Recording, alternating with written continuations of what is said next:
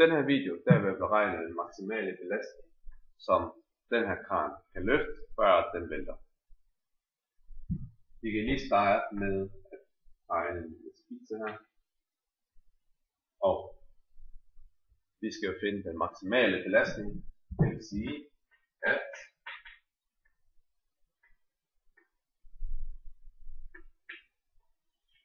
vi vil finde det max, som er den her vægt herovre. I kan se på den her kran, at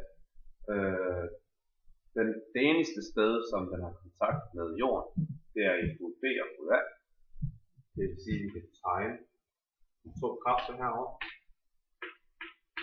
Og den kan jeg få FA og FB. Derudover så ved vi, at kranen har en vægt, som er på 51.000 kg.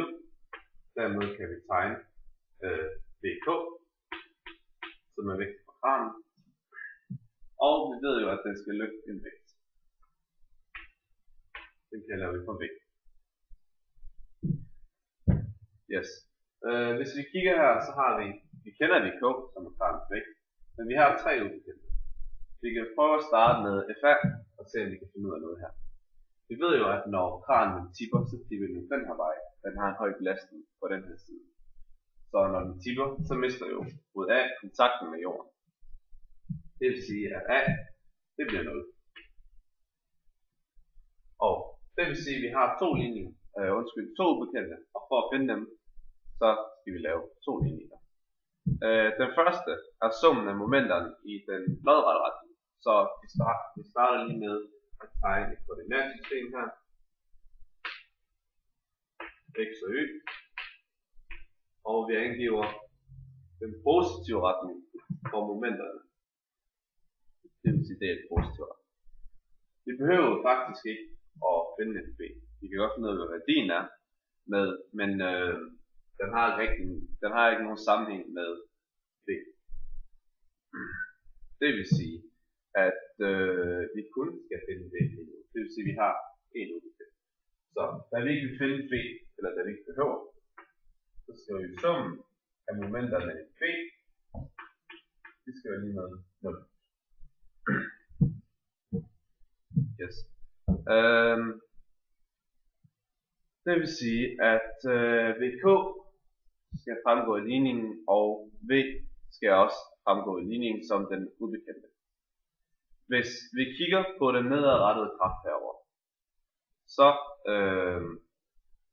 kommer den til at gå imod urets retning, hvilket er i overensstemmelse med vores koordinatsystem herover. Så vi kan lige skrive ligningen. 4 meter gange med de 500.000 Newton. Og da vægten V, den har et momentum, som er modsat urets retning. Og det vil sige, at det er modsat vores koordinatsystem herover. Så bliver det altså negativt, så vi kan skrive et minus herover. Og så kan vi skrive videre på vores ligning. Det er 16 meter. Det er 16 meter herover.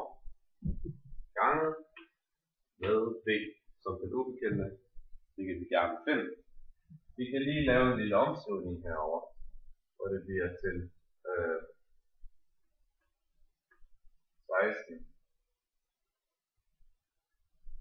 16 meter gange V. Det kan være lige med meter gange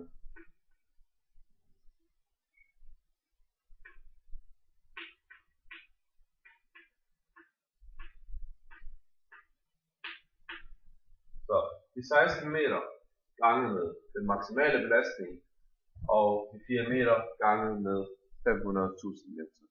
Og det kommer så til at give